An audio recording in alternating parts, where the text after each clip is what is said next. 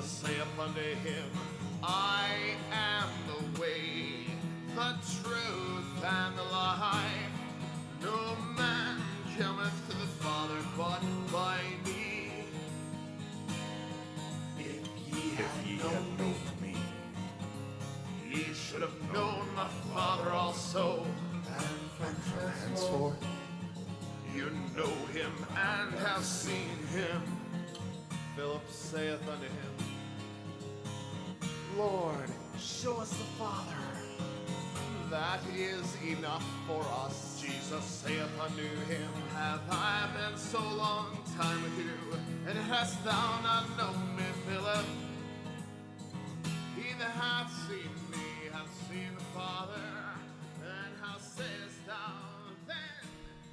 Hey there, good morning. Welcome to Lamb Bible Studies. We're continuing today in the book of Mark. Picking up at about verse 15, in the middle of the casting out of Legion. Well, let's start reading from verse 1 of the chapter 5. And they came over unto the other side of the sea, into the country of the Gadarenes. And when he was come out of the ship, immediately there met him out of the tombs a man with an unclean spirit, who had his dwelling among the tombs, and no man could bind him, no, not with chains, because that he had been often bound with fetters and chains, and the chains had been plucked asunder by him, and the fetters broken in pieces. Neither could any man tame him. And always, night and day, he was in the mountains and in the tombs, crying and cutting himself with stones. And when he saw Jesus afar off, he ran and worshipped him, and cried with a loud voice, and said, What have I to do with thee, Jesus, thou Son of the Most High God? I adjure thee by God that thou torment me not. For he had said to him, Come out of the man, thou unclean spirit. And he asked him, What is thy name? And he answered, saying, My name is Legion, for we are many. And he besought him much that he would not send them away out of the country. Now there were nigh unto the mountains a great herd of swine feeding. And the devils besought him, saying, Send us into the swine, that we may enter into them. And forthwith Jesus gave them leave. And the unclean spirits went out, and entered into the swine, and the herd ran violently down a steep place into the sea. They were about 2,000, sorry. Did I say 200 before? I think yesterday I misread that, apparently. 2,000. That's more like a legion. One spirit per pig, right? And they were choked in the sea. And they that fed the swine fled, and told it in the city and in the country. And they went out to see what it was that was done. And they come to Jesus, and see him that was possessed of the devil, and had the legion, sitting and clothed, and in his right mind. And they were afraid. And they that saw it told them how it befell to him that was possessed with the devil, and also concerning the swine. And they began to pray him to depart out of their coasts. And when he was come to the ship, he that had been possessed with the devil prayed him that he might be with him. Howbeit Jesus suffered him not, but said unto him, Go home to thy friends, and tell them how great things the Lord hath done for thee, and hath had compassion on thee. And he departed, and began to publish in Decapolis how great things Jesus had done for him. And all men did marvel. And when Jesus was passed over again by ship to the other side, much people gathered together unto him, and he was nigh unto the sea. And behold, there cometh one of the rulers of the synagogue, Jairus by name, and when he saw him, he fell at his feet, and besought him greatly, saying, my little daughter lieth at the point of death. I pray thee, come and lay thy hands on her, that she may be healed, and she shall live. And Jesus went with him, and much people followed him, and thronged him. And a certain woman, which had an issue of blood 12 years, and had suffered many things of many physicians, and had spent all that she had, and was nothing bettered, but rather grew worse, when she had heard of Jesus, came in the press behind, and touched his garment. For she said, if I may touch but his clothes, I shall be whole. And straightway the fountain of her blood was dried up, and she felt in her body that she was healed of that plague. And Jesus, immediately knowing in himself that virtue had gone out of him, turned him about in the press, and said, Who touched my clothes?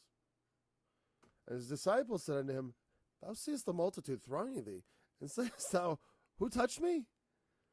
And he looked around about to see her that had done this thing. But the woman, fearing and trembling, easy to spot, knowing what was done in her, came and fell down before him and told him all the truth.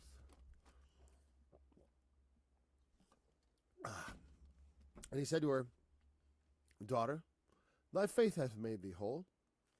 Go in peace and be whole of thy plague. While he yet spake, there came from the ruler of the synagogue's house certain which said, Thy daughter is dead. Why troublest thou the master any further? As soon as Jesus heard the word that was spoken, he saith to the ruler of the synagogue, Be not afraid, only believe. And he suffered no man to follow him, save Peter and James and John, the brother of James. And he cometh to the house of the ruler of the synagogue, and seeth the tumult, and them that wept and wailed greatly. And when he was come in, he said unto them, Why make ye this ado, and weep? The damsel is not dead, but sleepeth. And they laughed him to scorn. But when he had put them all out, he taketh the father and the mother of the damsel, and them that were with him, and entereth in where the damsel was lying. And he took the damsel by the hand, and said unto her, Talitha cumi, which is being interpreted, Damsel, I say unto thee, arise. Mano. I don't know. Advanced audio properties, really? It doesn't say so. I'll look into it later, all right? I'm not sure what that's about. It's coming out one speaker, huh? I'll check into that. It shouldn't be. It's not obvious to me from his point that I can do anything right now, and it's going to distract. I will look into that. Okay, it's neat I can see that now without having to actually go to the thing. They updated OBS Studio. All right. Talitha cumi, and straightway the damsel arose and walked. For she was the age of 12. All right, now I'm going to watch you guys chat. I can't see that. All right, she was the age of 12. We'll look into it. Again, it may be only noticeable to people listening on headphones, right? Okay, damsel, I say to thee, arise. And straightway the damsel arose and walked, for she was the age of 12. And they were astonished with a great astonishment. And he charged them straitly that no man should know it, and commanded something should be given her to eat.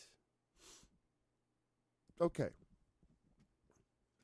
So going back, we were talking about the Gergesenes and the man who was possessed of the legion.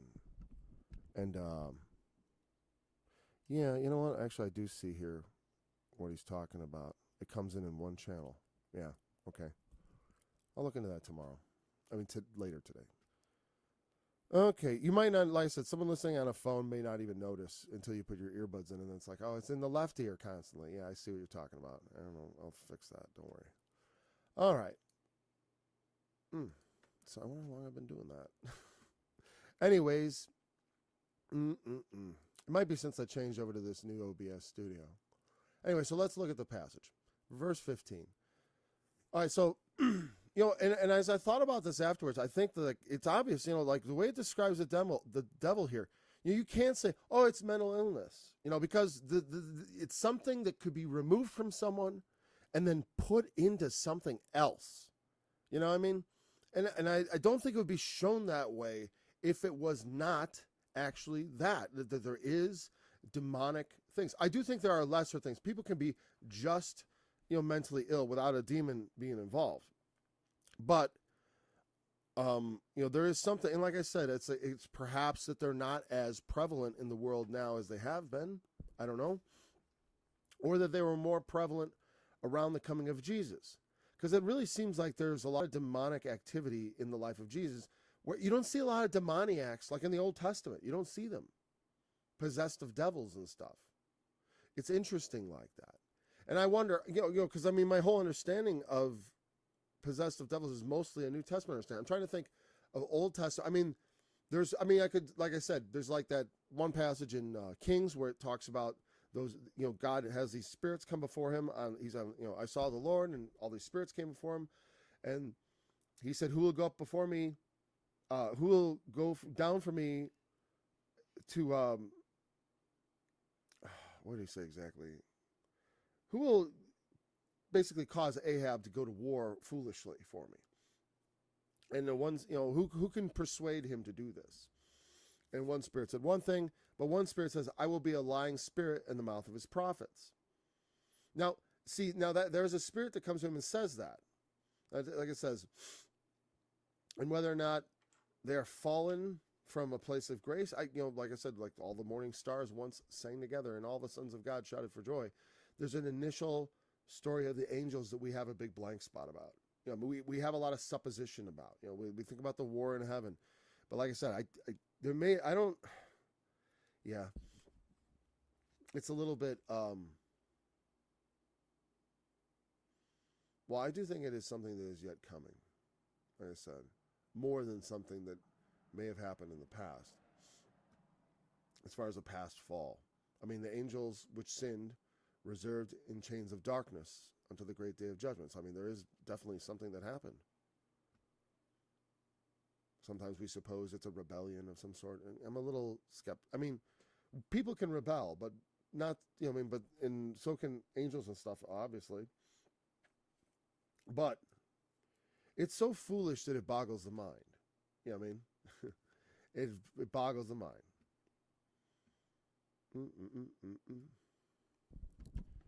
Okay. And so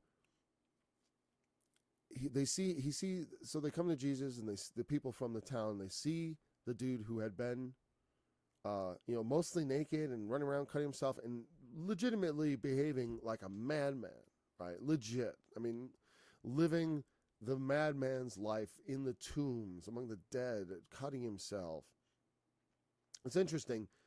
When it talks about cutting yourself in the Old Testament, it talks about cutting oneself for the dead, or for the dead soul. I don't know if that's how it was practiced, but, it's an issue. I was thinking about, okay, well, don't think about Paul. Oh, I can't help it. Oh, never mind. I was like, I realized how to fix that mono issue, and I'm like, can I do it while I'm doing this? And I'm like, I don't think so. So I'll get it later. I will. Thanks for that. Thanks for that. Let me know about that, by the way. All right. And my text back up. Okay. And of course, this is, it's interesting to me, the things that cause fear sometimes. Jesus stilling the wind, terrifying. And I get it. What manner of man is that does this? It's funny that they miss it. It's like, men can't do that. Now, again, you think about that miracle, it's like it could be written off as a coincidence, Not like walking on the water where you're walking on the water. It could be written off as a coincidence, but quite a coincidence to go from just storming like crazy to nothing. Sometimes it's like that. But what are the chances that he's just going to stand up, and when he says it's over, it's over? And also, he does this guy who is well known to the whole community, because he's well known because they try to chain him and stuff, and he's probably a menace to anyone who goes into that region, about over where the tombs are, or you don't go alone to the mountains, because I don't know that it seems like he's quite violent.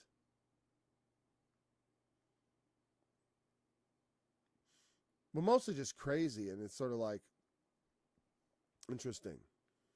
You know what I mean? It's interesting because it's what it looks like in these, all these devils having entered into this person. And when they enter into the swine running violently down the sea, and like I said, I can only imagine that the swine decided to do that. You know what I mean? That means that, like, demonic possession, they don't really get full control.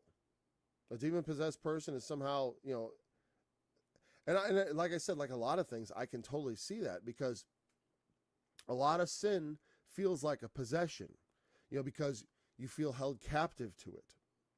And so You know, and I think that in some ways, as you yield more and more to sin and become more and more captive to it, greater spirits of sinfulness come. You know, they come and they inhabit you. You know what I mean? And I can definitely see that as a path to demonic possession. When people give themselves over to sin. You know, and like I always think like a lot of people might have devils. I'm like, do they always just make you crazy? I mean, if you have 1,000 or so, like a legion of demons, at least 2,000, right? At least 2,000. Unless a pig, you know, maybe a devil needs 5 or 6 pigs to ride on. I don't know. But in any case,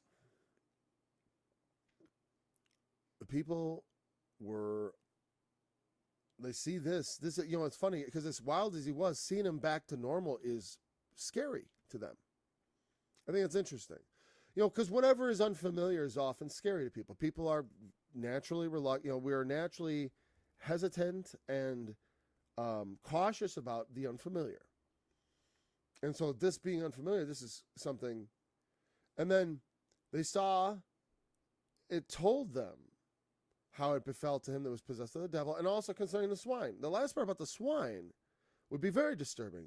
2,000 pigs just ran into the sea. And so they begin to ask Jesus to leave. You know, understandably so because of human nature. Obviously, a pity. You know, here he is. He's just done a notable miracle. Obviously, the kind of miracle you do does affect how people receive you.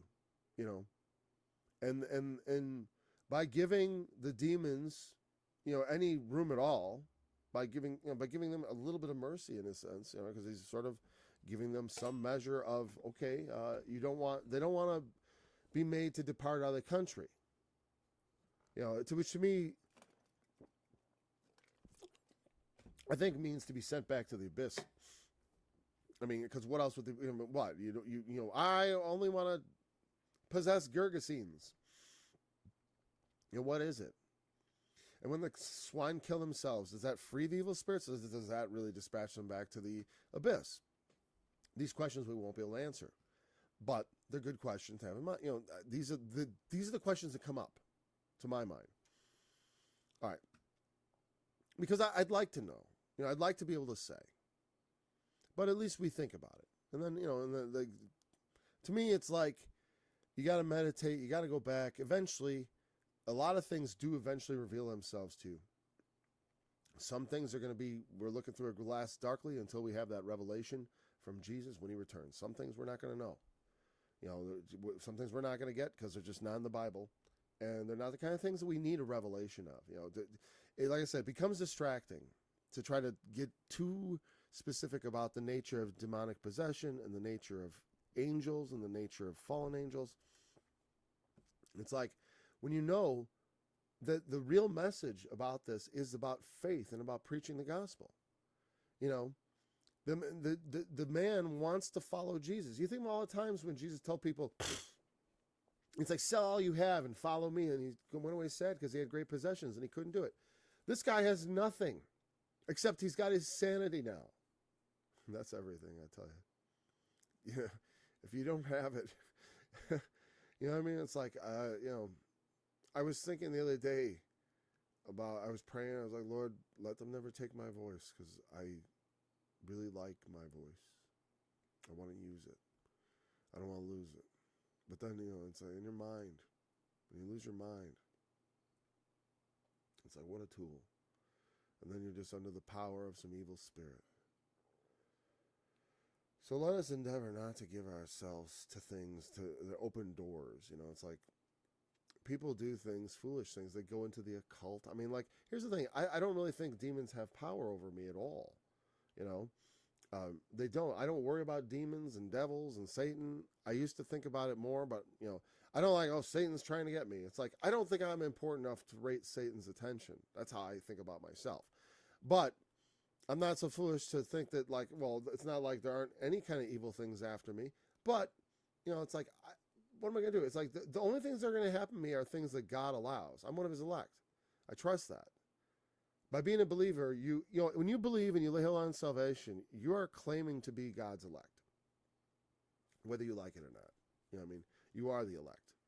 But, whether we are comfortable with that term, you are a saint, whether you're comfortable with that term, it doesn't matter. It's just the truth. Now, I don't, like I said, that's not the thing I go around, I'm a saint, I'm one of the elect,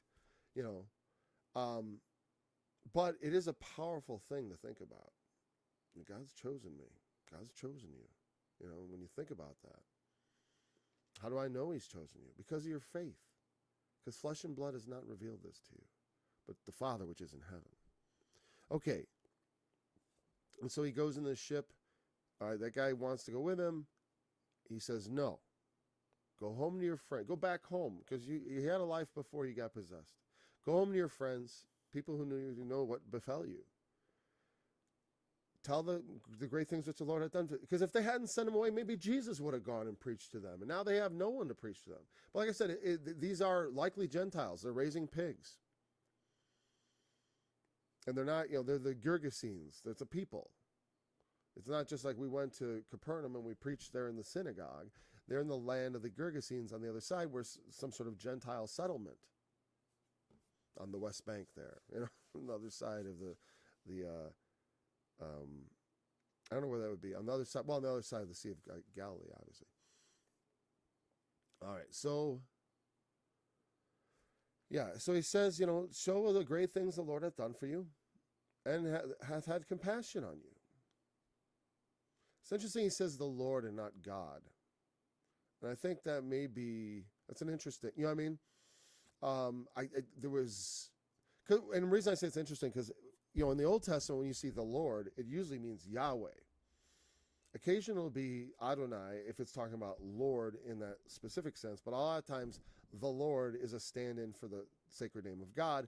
That's why the Jehovah's Witnesses went through the Old Testament replacing it with Jehovah. And in some ways, not having the name there it's a weird oddity. It's kind of like I don't know if it's just like a leftover of the Jewish reluctance to say the name, so it got into our Bible. I don't know, because like I said, in the Old Testament it doesn't say Yahweh.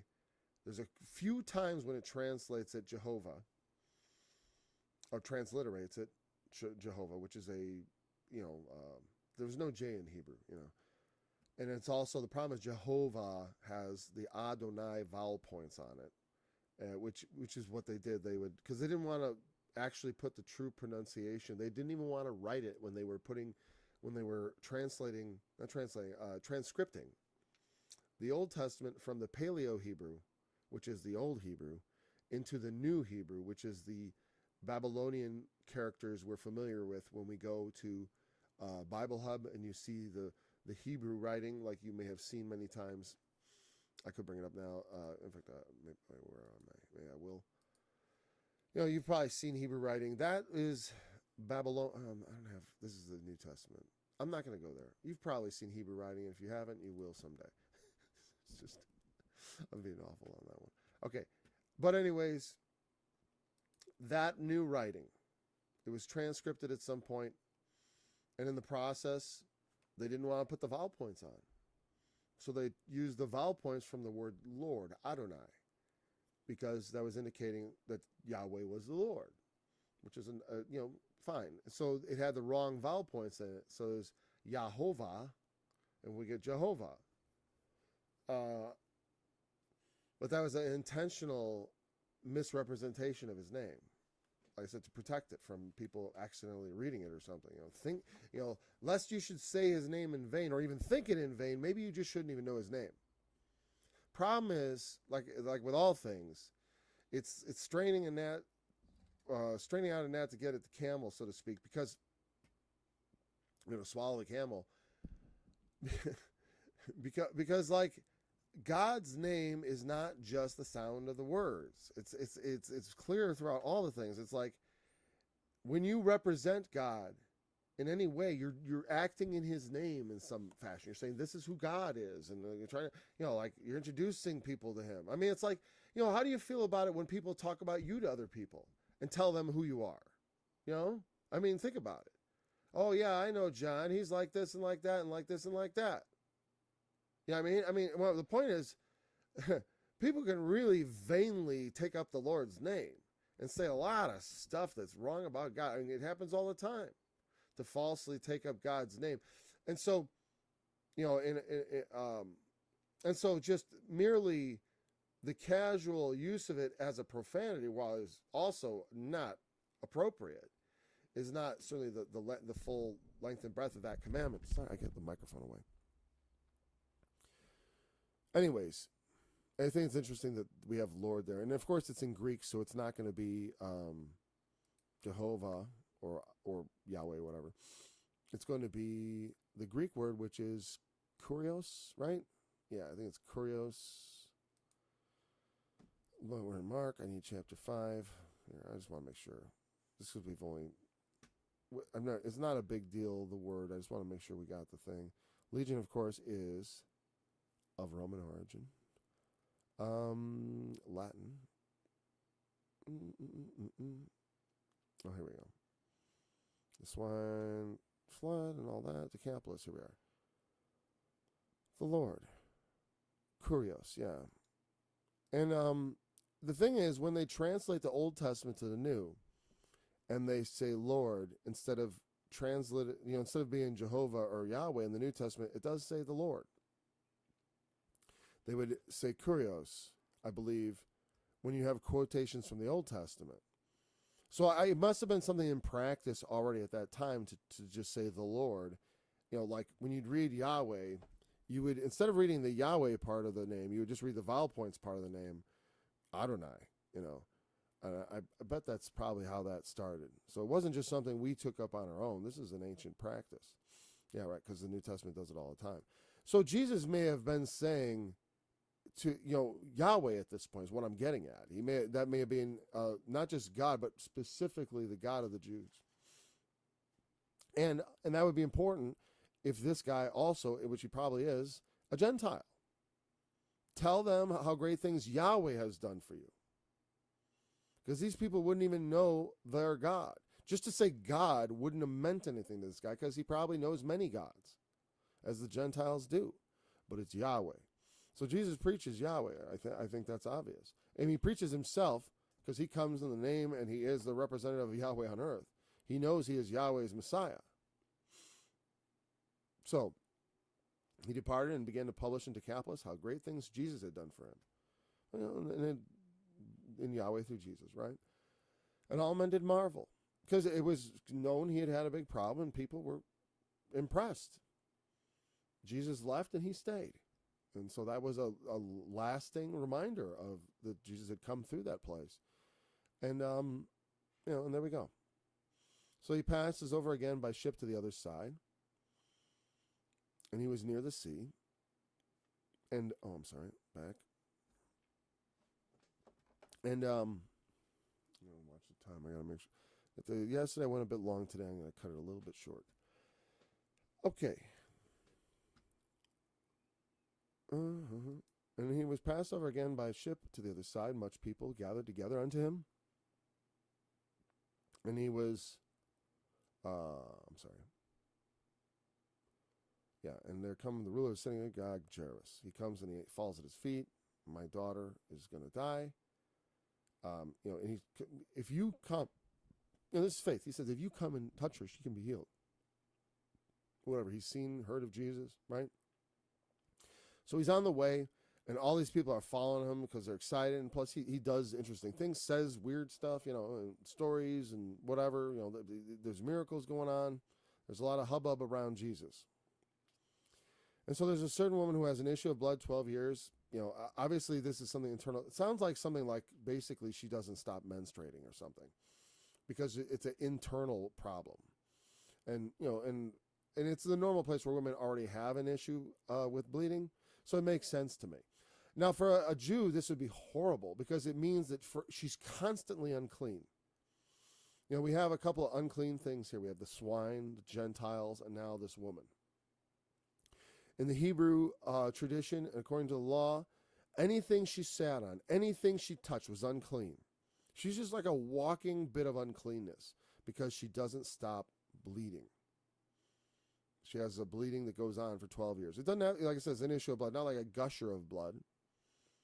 I've got an issue of blood. I do too. and it's on and off type thing. But it's not serious. I've already seen a doctor about it. It's just internal issues. Nothing. I look good inside. I've seen the camera. I'm pretty good shape in there. Everything looks nice and pink, right? And healthy. So, a certain woman which had an issue of blood 12 years and had suffered many things of many physicians.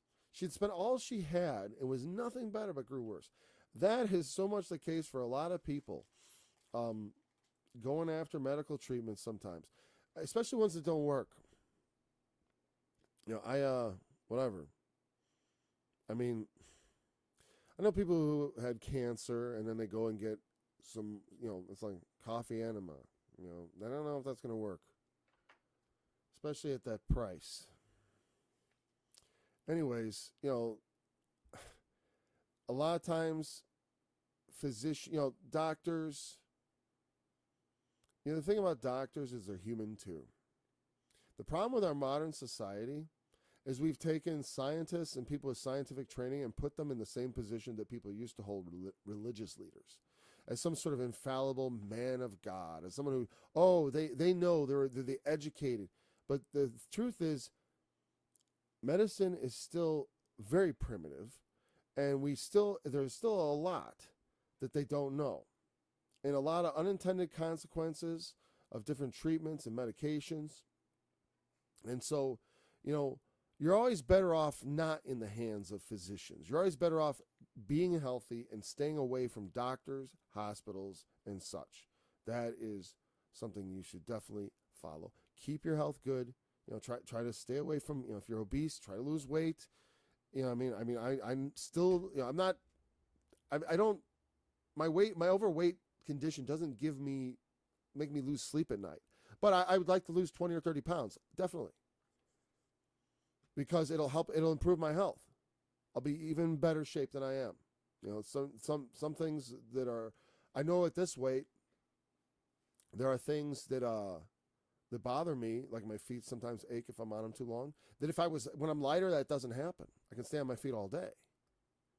For the most part, everyone's feet get sore, you're on them all day. I mean, wives, right? I mean, it's like a lot of women have on their feet all day and their feet hurt.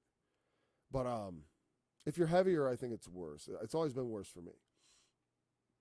So, if I can avoid a doctor, I do. But sometimes you're sick. And I don't consider, I think modern medicine has improved, but we're on a bit of a, if I was thinking of progress, I think of it as a wave function. Progress is often 2 steps forward, 1 step back. And right now we're in a step back period in time when we are, like I said, because when you start regarding doctors as some sort of religious figure, and then they start taking advantage of that to lie and deceive and to help make themselves money and make their compatriots and what would I call it? Their fellow racketeers, because there's a racket, because there's a medicine racket going on right now with the pharmaceutical companies and the medical journals and the scientists. They all are running a racket where they are deceiving people and causing them to take treatments that are very unhealthy. And that's something that's just at the cusp of discovery. A lot of people don't even understand how bad things are. And so people are still, like I said, but I do, like if I got cancer, I would go get it treated with the most modern treatments. It depends on the cancer too. Actually, the first thing I would try is fasting, because I think that is go on an immediate fast. I'm not here to treat any disease, by the way. I'm not a doctor. You go to a doctor, get your advice. Go to a good doctor, though. Go to a Christian doctor who is humble. Sometimes doctors almost have like a God complex because they, especially the ones who do a lot of life saving. It's understandable because, people will thank you. I mean, when the doctors successfully operated on my child, I was very thankful. And I realized I could see my compliments really affecting the guy, and I felt bad that I was almost too complimentary. I just want, because the main thing is I wanted them to feel, I didn't want them to be uncertain of themselves. I do want a doctor to go in with not overconfidence, but a bit of a, I don't know. I like to feel like the person working on someone I love is positive about what they're about to do, meaning they believe in themselves. You got to have some faith. I mean, anything, if you don't believe in what you're doing, I mean, my gosh, who wants you to be in charge of that, right? I mean, I want someone who believes in what they're doing and believes in their abilities, and hopefully rightly so. I mean, hopefully that belief is justified. I mean, belief in God is certainly justified. But how much faith we have is often going to be based on a gift, because it's not, I said, to make faith where there is none is impossible. And to grow faith on your own is very difficult. That's why they say to him, Lord, increase our faith, because I need God to help me with that. I said, receiving the Holy Spirit with power for me was a faith-inducing experience. People act like, well, if you could prove God was real, then it would remove the necessity of faith. The truth is, I would like to ask, next time an atheist asks me to prove God exists, I would say, would you please explain to me what proof would look like? Yeah, I mean, what would proof look like? What would irrefutable proof look like? And let them try to give a proof and then say, well, and then I could just tear that apart like they do. Because because all you have to do is a silly, stupid game of skepticism. You have to just be completely skeptical and just keep maintaining that no matter what evidence is produced, because you can always question everything. No matter what kind of evidence. I say, there is no evidence. Oh, there's evidence. It's just a lot of it's circumstantial. A lot of it is not, it's not like, what would I call it? Is it not necessarily, is it conclusive? For me, it's conclusive. I've concluded that God is real. But a lot of the evidence I could tell people would be things based on experience and such, and they're not going to find it compelling. And I get it, but the thing, like if an atheist says to me, oh, well, if he would come down and talk to me, I'm like, hey, you're just delusional. You had a dream or something. Well, I would know, but no, you're hallucinating. I would, that's what people will tell you. You're crazy. You just, if God comes down out of the sky and starts talking to you, you're nuts. That's what they'd say. That's not proof. How does that prove to me anything if you see God? Just like it doesn't prove to anybody else. Oh, Paul, you got touched by God. Oh, like we care. I get it. So she has that thing, and then she touches his clothes, and her belief is, if I can touch his clothes, I'll be whole. And ultimately, it's because of him. The faith is in Jesus. But she thinks she has to contact him in some way, And the thing, reading all these stories again and thinking about how I've thought of them over my life, your faith has made you whole, he says to her. Interesting. You know what I mean? Because it makes me feel like, okay, I've got to supply the faith to, if I can muster enough faith, I can get anything done I want, right? If you had faith as the grain of a mustard seed, you can move this mountain. How come I can't move anything? I mean, I believe I can lift my phone. Come on, phone. Or how about just answer my phone? Answer, electronics, come on. It's only a touch.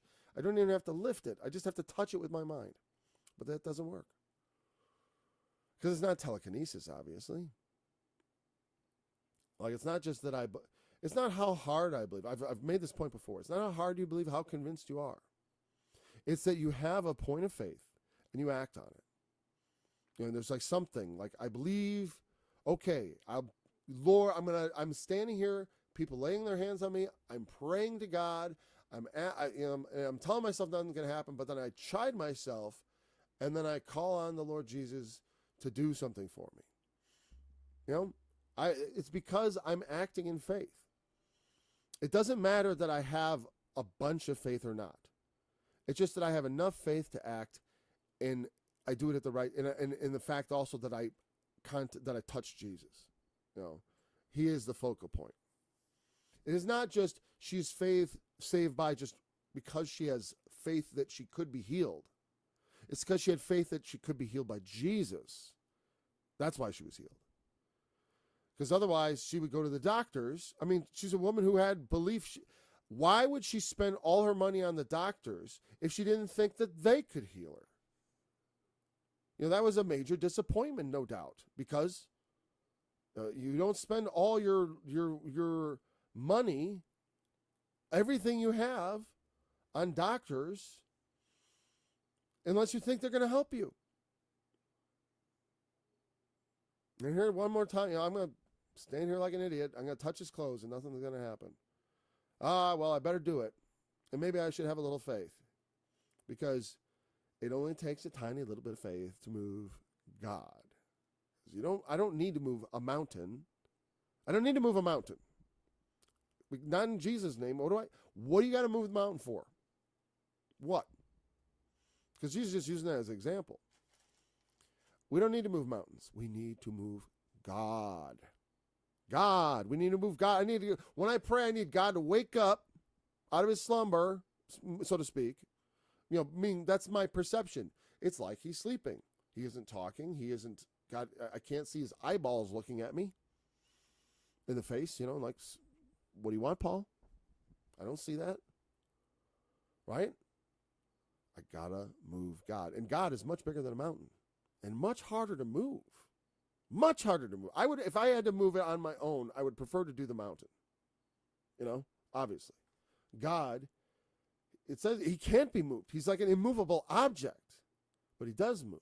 Like, you can't force him to move, but he can be moved with compassion. He can be moved with faith. And it doesn't even take very much.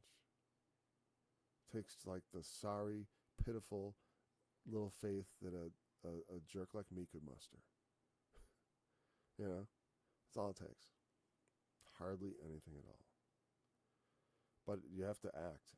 And then there's the thing where it's like we do, and then nothing happens. That's why I got there that day and said, I'm going to stay here all day like an idiot, and nothing's going to happen. Because many times I'd gone to him to receive the Spirit or to be delivered from some sin. And it felt like I was in the boat and he was asleep. I got all these troubles and you don't care. That's how it feels.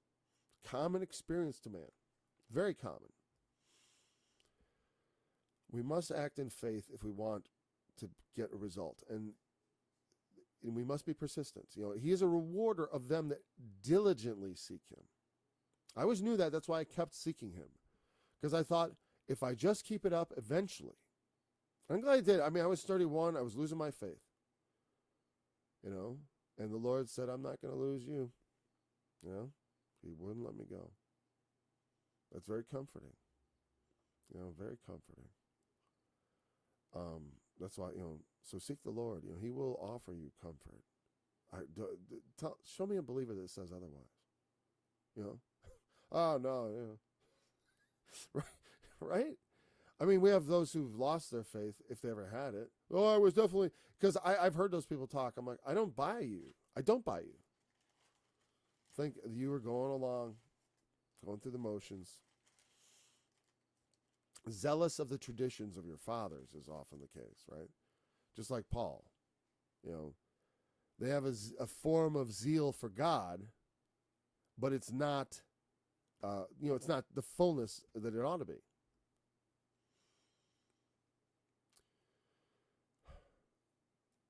And so Jesus, I love, he's who touched me. This is where I think he has a sense of humor, because in a sense he knows it's a ridiculous thing to ask people, as the throng is around him. He's like, who touched me? Because he's in a totally different world. He felt the virtue go out of him. What's that word mean in Greek, huh? I think of virtue as goodness, right? I think it means power, though, as I recall. The reason I don't like to go silent without you seeing what I'm doing. There we go. So now we're looking through Bible Hub. Immediately, the woman trembling. There we go. Virtue.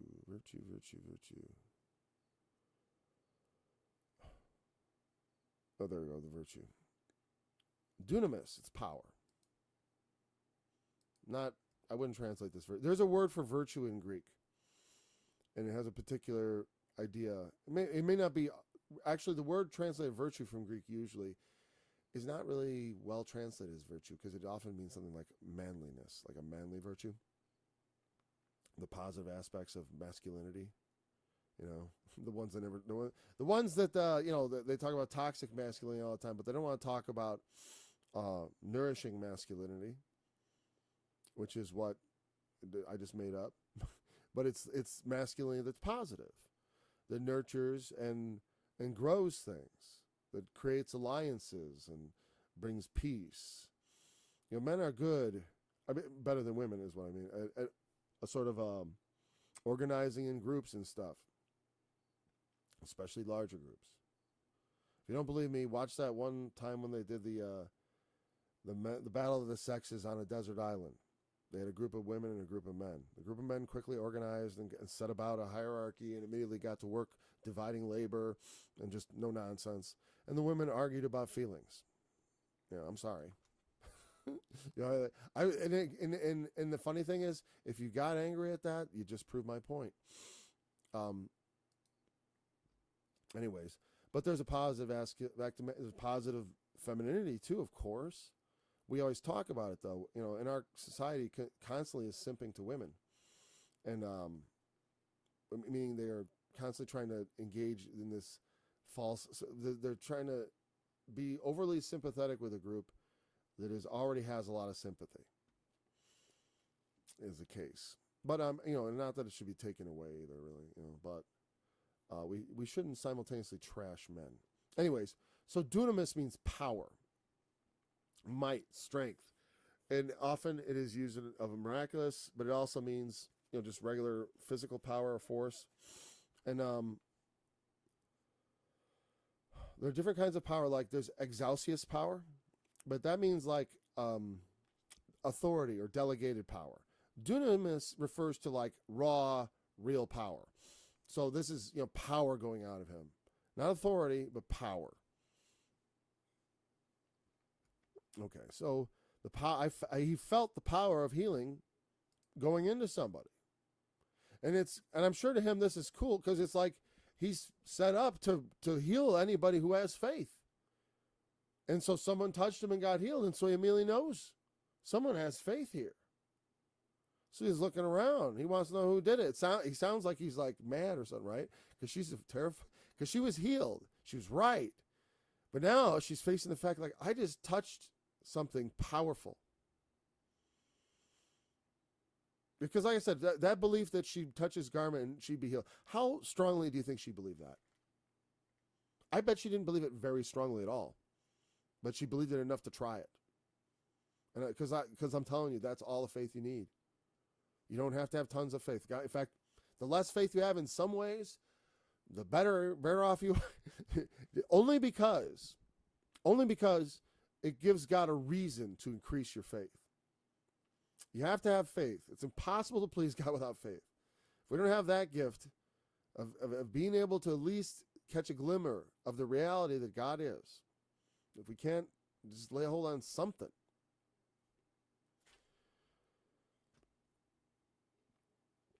See, it's the multitude of thorns who touched thee and looked round about to see her that had done this thing. But the woman, fearing and trembling, knowing what was done in her, came and fell down before him and told him all the truth. Probably weeping, it sounds to me.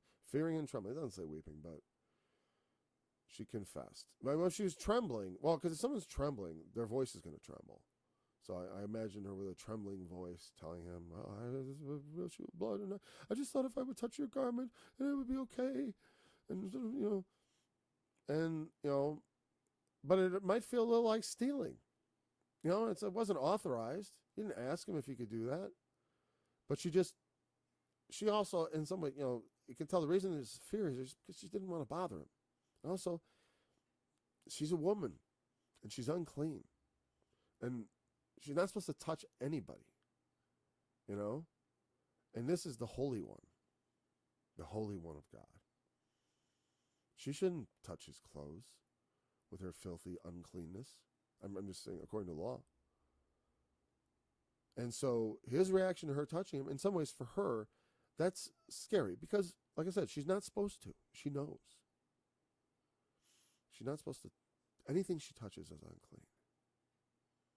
You know? But Christ cannot be made unclean. You know? He cannot be defiled. I mean, because in death, everything about him became technically unclean. Blood all over. You know? That's uncleanness. And of course, then he was a body, which is also a defilement. Dead body. But they cannot touch his true holiness. And he says, thy faith hath made thee whole. He credits her faith. Because it is the necessary component. Without faith, it is impossible to please. Impossible. That's a pretty tall order. Something is impossible. Can't be done. You must have faith. Like I said, I thank God he gave me my experience. Because then I can say to you with authority, you don't have to have a lot of faith. Just exercise a bit of it. Reach out in faith. Do something. I was telling someone was asking about baptism. And I always said, you don't have to be baptized. Some people say you do. But with that knowledge that you don't have to, don't remember, it is the answer of a good conscience towards God. And so, well, I don't need to be baptized. Okay, fine. When I was a kid, I said, I don't need God to talk to me. I don't need this. I don't need that. I want to be like the people Jesus talked about when he rebuked Thomas and said, blessed are you because you believe you believe because you've seen, but blessed are those who believe without having seen. And I thought, I want to be that. I never want any signs or anything from God. I'll just exist and I'll have faith all on my own. And that's what I thought when I was young. I'm glad he had mercy on me and ignored that request. Basically told old past me to take a hike, and the present me needed help. I'm thankful for that. So thankful. And then I can preach that to other people because I know for a fact, it doesn't take mountains of faith. It just takes enough to do something, to get in the water, to get baptized. It's like, do you have to be baptized? Well, do you want power from God? It might happen right when you get baptized. Who knows? But if you don't get baptized, believing something might happen, I guarantee nothing's going to happen. You get no signs from God, no reassurance. Is that really what you want? Then you're a better man than I. Because I couldn't make it. But if you have any doubts about your faith, get baptized. Have people lay their hands on you and pray for you to receive power from on high, the Holy Spirit.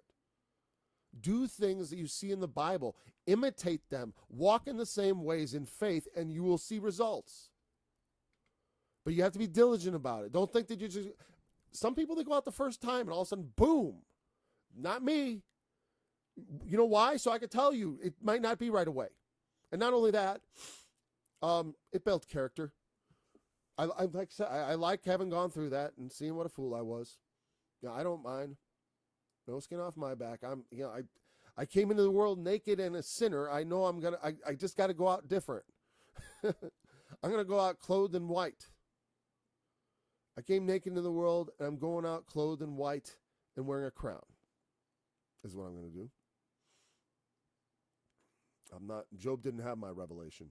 Job didn't know what I know. Naked came I in and naked go I out. True. But I'm not going out for good. I'll be back. Okay.